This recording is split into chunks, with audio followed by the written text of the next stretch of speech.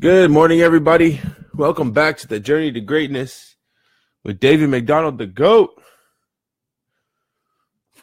We're on day 135 of 365. And I can tell you right now that yesterday was a fantastic day.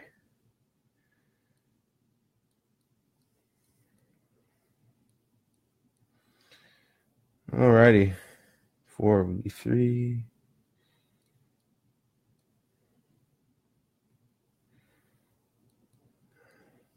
Sweet.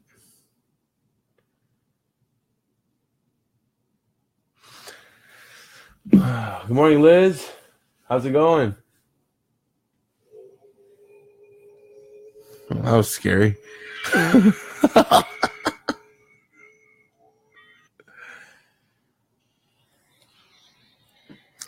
swear, man, we're such powerful people. If you break into your greatness, you will see how powerful you really are. All right, let's get to meditation.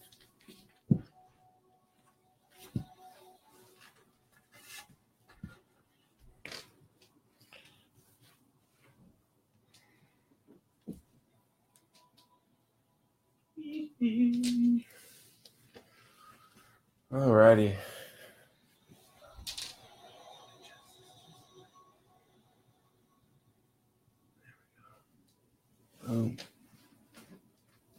Okay. See you on the other side.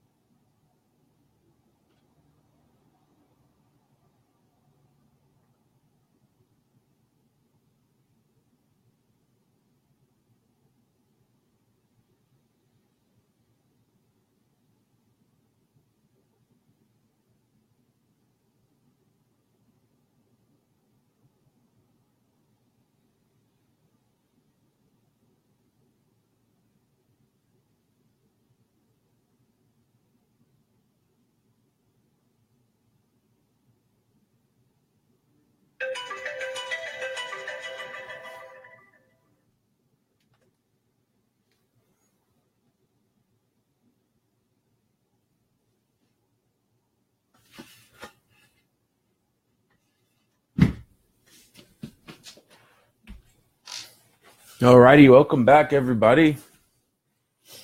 Good morning, Amanda. Good morning, Micah. How's it going? Good morning, Matt. How's it going?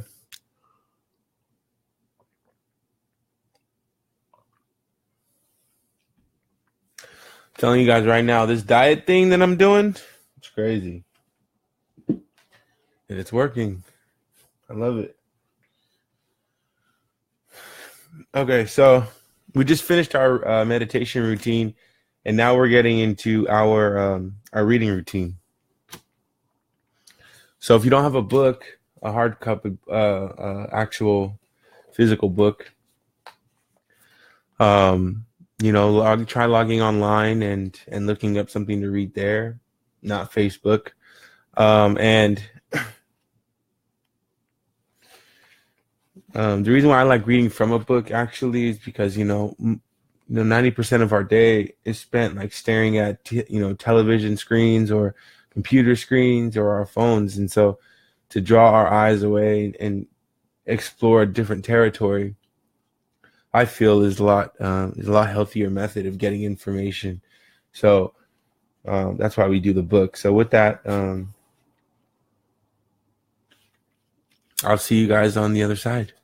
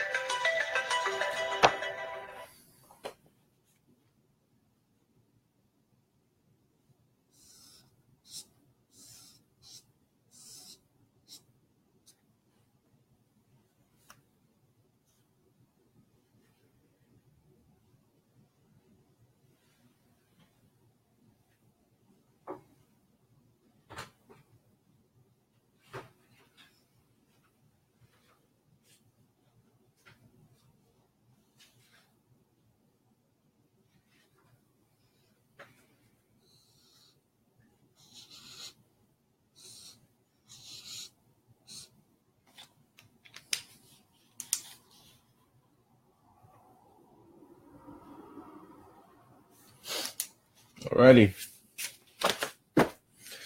Uh-oh, that book is starting to get good. We're in a history lesson right now. I love history lessons. So yesterday marked the day that we officially completed our second journaling book, which is absolutely amazing. Good morning, Andre. What's up, my brother? How are you? So we officially have finished 2 journals. Boom! Over 600 and something pages of journaling. And now we have to decide whether we want to do this one, which was given to us by our cousins, or this one that I bought because it was cheap and it didn't fit in my bag. Let's go with this one.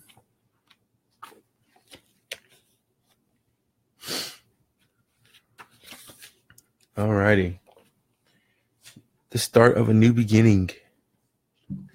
So in our journaling routine, what I typically like to do is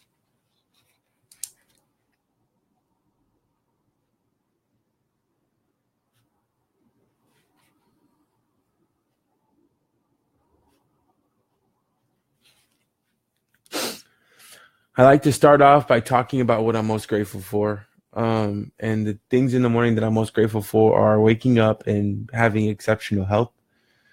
And then from there, I usually get into a number of other things that I'm grateful for. Yesterday was a monumental day for me. So many things lingering in the gallows. I was able to mentally wield them back into their respective places, and it was a really, really good day yesterday.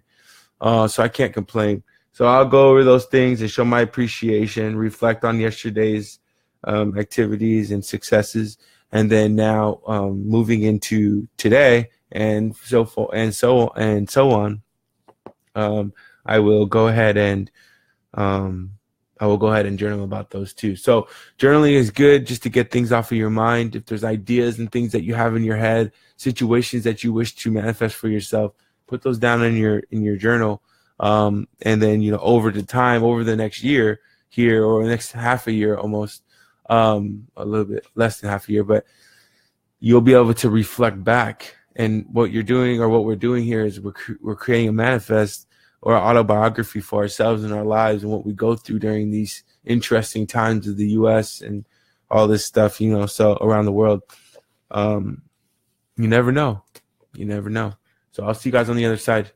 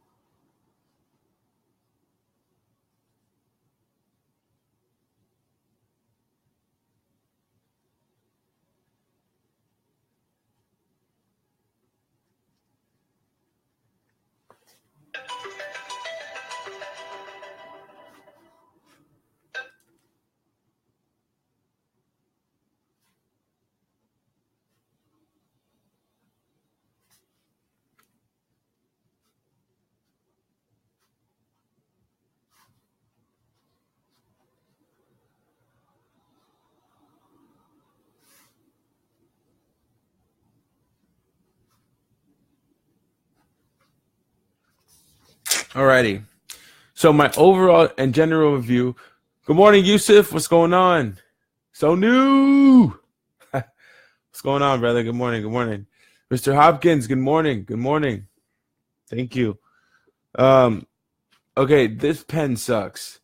The Zebra Z Grip Medium ballpoint is not a good pen. This book sucks. Pause. I'll lean back up.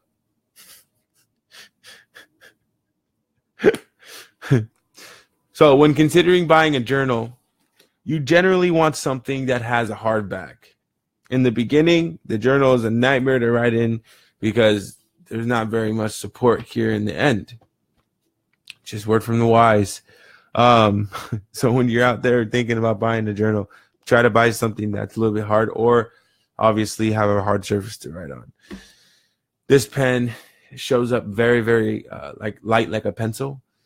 Everybody out there who hasn't seen it in previous episodes, I'm like a pen connoisseur. Like I legitimately was the kid in college who would write on the little pad inside the pen store and like see how the pen grooves on paper. Like those things really matter. Anyway, so we have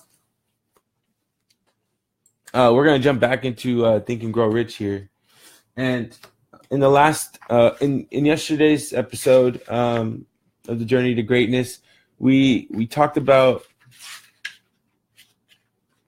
what did we talk about?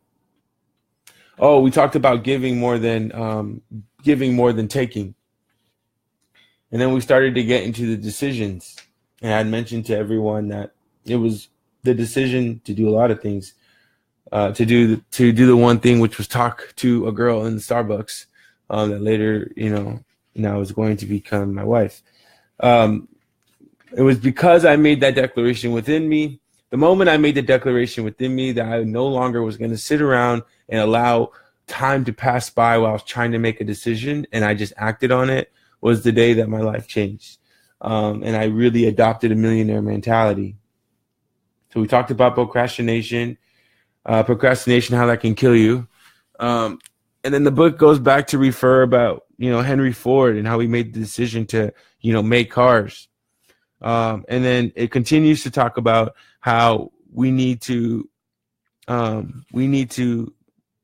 power of us making our own decisions. It gives us our power back. So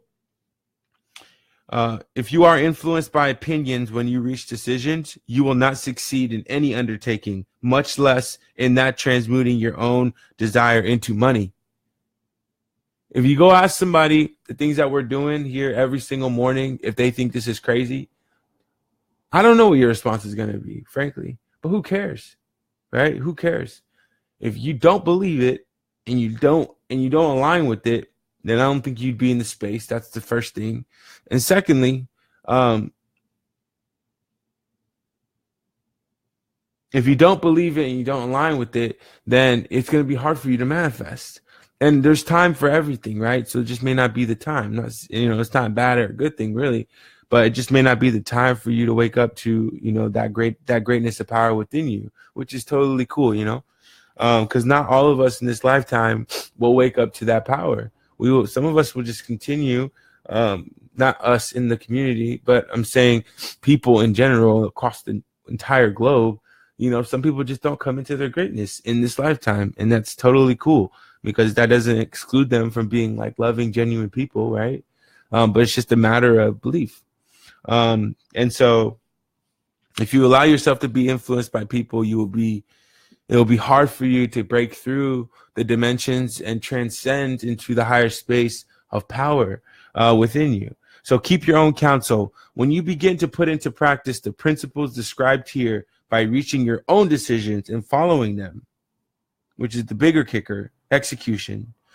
Take no one into your confidence except the members of your mastermind group. Members of your mastermind group, and be very sure in your selection of this group that you choose only those who will be in complete sympathy and harmony with your purpose. That's facts.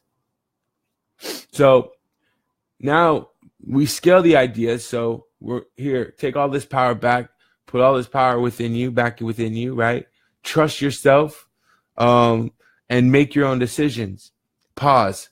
Now it's time to segue into the next level of it, which is, if you're going to make decisions and you're going to have or seek counsel, make sure you're seeking counsel from people who, for the most part, align with your belief system. To seek counsel from somebody who can't see it for themselves, and so therefore can't see it for you, is usually a detrimental space to be in, because they're going to point you in a direction that I can't really say much else about that. So if you're going to seek counsel, just try to seek counsel with people around you that you can, quote unquote, that you know align with your perspective. For example, somebody does you wrong, somebody treats you wrong, right? Most of the responses out there that I've received is, oh, forget that person, or forget that, all this kind of whatever. But in hindsight, or the thing that I align with is more so on the lines of, forgive that person, love that person, for he or she knows not what they do, or they do, and they just can't help themselves. Forgive that person, love on that person from a distance, bless them, and allow them to be on their way, right? But imagine you're in a space where you're super emotional, you're super angry and frustrated and all this stuff. And then you go to somebody who's like, nah, forget that person. That invokes something else within you. You start sending messages, you start sending shots to that person. And then what do you got? You got a big problem, or you got a big situation. So seek counsel with those who you align your values with, and that aren't going to lead you down a dark path. You have a brain and a mind of your own. Use it and reach your own decisions. If you need facts or information from other people to enable you to reach decisions, as you probably will in many instances, acquire these facts or secure the information you need quietly without disclosing your purpose. So now we're segueing into a portion of the book where Napoleon's talking about hanging on to your ideas. So genuine wisdom is usually conspicuous through modesty and silence. If you talk about your plans too freely, you may be surprised when you learn that some other person has beaten you to your goal by putting into action ahead of you the plans in which you talked unwisely. Let one of your first decisions be to keep a closed mouth and open ears and eyes. Now, I do believe that genuine wisdom is silence, or one variable of genuine wisdom is silence. At the same time, I'm not operating from a space of lack, and I don't think that any of us should. So I don't operate from a space of lack. I'm going to share with you my ideas. Everybody knows that the journey to greatness is going to go for a year. If somebody else was to start a journey to greatness page, good for them, right? At the end of the day, for me personally, there's no insecurity there of this, that, or the other. So to a degree, I definitely believe if you're in a competitive, frankly, everybody's trying to get a leg up. And I've exposed this a lot, or I've experienced this a lot. There have been people around me who try to overstep me, or they try to jump into the next level of success off of my shoulders. All that kind of stuff to me, at first glance, is like a proven sign of like not being loyal, of deceit, obviously, maybe some enviness or whatever. But the actual side of me is just simply this, and this is what I remind myself of every single day. A person who's a good friend of mine, he said to me, you know what? He said, copycatters will forever be copycatters. He's like, if people copy your ideas, or they copy your concepts, they copy the things that you do, then eventually that may or may not come to the surface, but who cares? Because eventually they will run out of material, or maybe they won't, but who cares? He's like, being a creator, being someone who has the ability to make decisions for themselves, which all of us have, right? We just have to think outside the box. We have to train our brains to be creative, to be creative minds. Anybody who has the ability or who knows or steps into their creative power will forever be a creator. So therefore, by the time you've completed one objective, you're already 10 steps moving into your next transcendent period or space that you're moving to evolution through. So it's like, it doesn't matter. It just doesn't matter. And so when I read this, it's easy to say, yeah, keep everything so close. And again, in certain environments, there's certain times for you to release certain information, let's say, for example. But I think in an environment where people are sharing and people are showing love, especially in this community, the journey to greatness, it is my honor and my duty, one of my life goals, to help people gain more greatness out of them, or see more greatness in themselves, come into their greatness for the first time, and give them and show them how powerful they are, or maybe provide an angle on how powerful they are. Like, that's my goal. It's like, I want to help everybody reach their highest self through my natural being, who I genuinely am. And so I like this a lot because silence is power. Like I said, silence is power. And that is, they say the loudest person in the room is usually the brokest person in the room. The caveat to that is, sometimes you have to be robust. You have to be exciting. You have to be charismatic. If you're not charismatic, then in an industry like real estate, for example, how are you going to sell any houses? If you're not robust and you're not charismatic, how do you be an entrepreneur? But you're just sitting there silent. So it's like, you kind of want that synergy and you kind of want that energy around you. So again, it's just, there's two sides to every story, but from that, it's like, you can give off a vibe of energy like that and still be silent and still attract people. But that takes a different level of training. It takes a different level of understanding and consideration in order to be in that space where you're literally attracting people and you're not saying anything. For example, when I first moved to Kirkland after college, I was working in banking, and I moved down, to Kirkland, and I was like pretty much like on the water. It was awesome, right? Lakeview Drive. I was just coming out of college. I was, I felt so good about myself, excited about the new possibilities. And I remember, this might be a friendly tip to everyone out there who is in a different area, or if you want to establish like a new network of friends around you or whatever. But I went downtown every single Thursday. To Tiki's. And I was in Tiki's, and every Thursday I would take myself out to eat, and then I would go to the bar, right? Because Thursday night was kind of like the chill night. And then over the weekend, like on my Friday, I would shoot over to Bellevue and just hang out alone, right? I didn't really have any friends.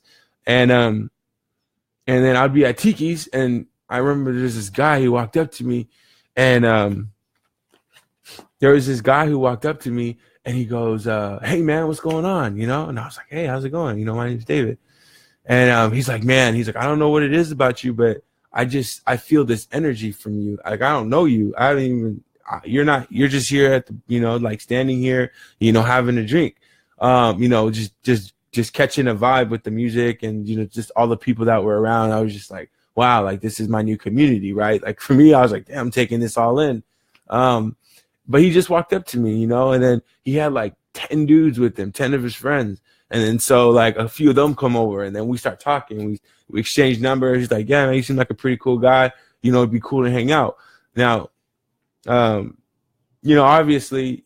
I think that's a powerful way to like kind of move through life, is to have that aura around you that, attracts that like kind, and that attracts that kind energy like that. Right. And, eventually, we didn't end up hanging out, but, we connected on a few occasions, and it was just kind of, it was what it was. But I think the lesson behind that whole experience was just simply, if you stink of like negativity, or you are just not in the zone or not feeling it, people feel that too, and they don't want to be around you. And if you're happy and you're positive, and people don't like that, then they're not going to want to be around you. But the people who do want to be around you, which everyone has that within us. I believe that everyone has that love and that kindness and that grace. Everybody has that, and so everybody's attracted to it. But at first glance, they're like, "Whoa, hold on, I don't really like that. He's too happy. I don't really like that. He's optimistic. Oh, I don't really like that. He's unrealistic. Like all that can just kind of stay at the side, and let the real energy come through with the people that are around you." So my point here is, you have a brain, use it, make decisions for yourself. If you talk more than you listen, you're on one side, you might be exposing yourself and your ideas. So just be mindful, depending on the setting that you're in, how to share and how to be genuine and free flowing. And then we start getting into the history lesson of America. And Napoleon Hill takes it way back when we got our independence back in 17, like around that, like just way back. Let me not drop any dates. You guys can look that up. But a lot of the stories in history talk about George Washington being like one of the founding fathers of America, right? However, on the flip side of that, that's not necessarily true. So Napoleon says here in his book. So he gets into the story of independence, and he starts talking about how back in Boston, March 5th, 1770, there were British patrols or British army men who would walk through the cities of Boston, Philadelphia. And long story short, there was a group that kind of came out of the mist of, Britain coming over and trying to take over American territory. So a lot of the founding fathers, right, who came from Britain actually came over as convicted felons. So they were kicked out, or they were abolished, not abolished. They were exiled. Like in other countries, a lot of people who came to the U.S. and then they came here and they colonized, and that's the reason. Pause. So then now when we're looking at Native Indian history, or Native American history, then that's kind of why we see what we see. Because you have to get to know the personalities of the people that came over. They all pause. If they were so loving, I think that our Native Indian or Native American culture would be so much more alive and prevalent in our society.